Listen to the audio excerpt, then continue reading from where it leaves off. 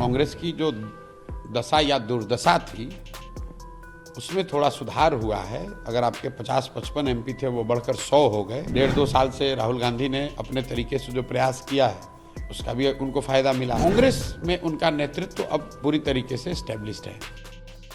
बिहार में अगले साल विधानसभा का चुनाव होना है। ऐसे में राज्य में तमाम सारी पार्टियां अभी से चुनावी मैदान में उतर गई हैं और तरह तरह के बयान भी लोगों के सामने आ रहे हैं। चुनाव को लेकर के राजनीतिक पार्टियां काफी एक्टिव नजर आ रही हैं। तो वहीं इस बार बिहार की राजनीति में और बिहार विधानसभा चुनाव में एक नई पार्टी की दस्तक होने वाली है, जिसके कर्ता धर्ता होंगे प्रशांत किशोर। पीके के नाम से मशहूर प्रशांत किशोर अपनी पार्टी स्वराज को कल यानी गांधी जयंती के मौके पर लॉन्च करेंगे। लेकिन अब प्रशांत किशोर का एक बड़ा बयान सामने आया है जिसने सभी को चौंका करके रख दिया है। आपको बता दें कि प्रशांत किशोर ने पीएम मोदी और एनडीए के तीसरे कार्यकाल को लेकर के एक बड़ा बयान दिया है और पीएम मोदी के तीसरी कार्यकाल पर बात करते हुए कहा कि इस कार्यकाल में पीएम मोदी कमजोर साबित होने वाले हैं। उनके इस बयान ने लोगों को हैरान कर दिया है। सुनिए पहले प्रशांत किशोर ने पीएम मोदी और एनडीए के तीसरी कार्यकाल पर क्या कुछ कहा। नहीं, निश्चित तौर पर कांग्रेस की जो दशा या दुर्दशा थी उसमें थोड़ा सुधार हुआ है। अगर आपके 50-55 एमपी थे वो बढ़कर 100 हो गए तो निश्चित तौर पर आपकी ताकत बढ़ी है। और जो पिछले 1.5-2 साल से राहुल गांधी ने अपने तरीके से जो प्रयास किया है उसका भी उनको फायदा मिला है। और इसका फायदा ये है कि कांग्रेस में उनका नेतृत्व अब पूरी तरीके से एस्टेब्लिश्ड है।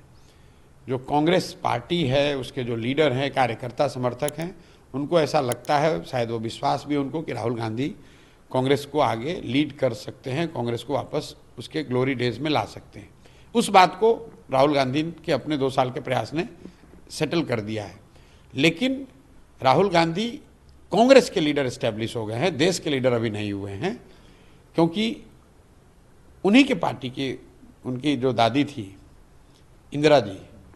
इंदिरा जी की जब जीवन में सबसे बड़ी हार हुई 1977 में, तो मुझे लगता है कांग्रेस को उस समय 154 सीट कांग्रेस पार्टी को मिली थी। तो इंदिरा जी के जीवन की सबसे बड़ी हार में कांग्रेस को 154 सीट मिला था। और राहुल गांधी के जीवन की सबसे बड़ी जीत जो है, जिसको बताया जा रहा है सबसे बड़ी जीत, उसमें कांग्रेस को 99 सीट मिला है। तो ये फर्क है, ये दिखाता है कि देश के नेता के तौर पर उभरने के लिए अभी भी राहुल गांधी को एक लंबा फासला तय करना है। आपको बता दें कि प्रशांत किशोर का ये पहला बयान नहीं है।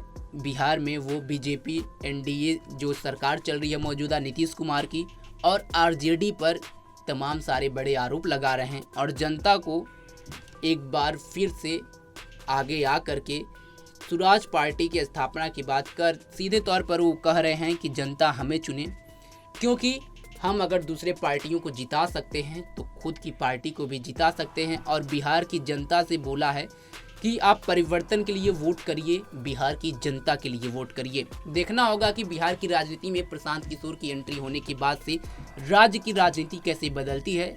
लेकिन अगले साल होने वाले विधानसभा चुनाव अभी से काफी दिलचस्प होते हुए जा रहा है। इस खबर पर आपकी क्या राय है, कमेंट बॉक्स में जरूर बताएं। ऐसे तमाम खबरों के लिए जुड़े रहे हमारे साथ और देखते रहें पंजाबकेसरी.com। धन्यवाद।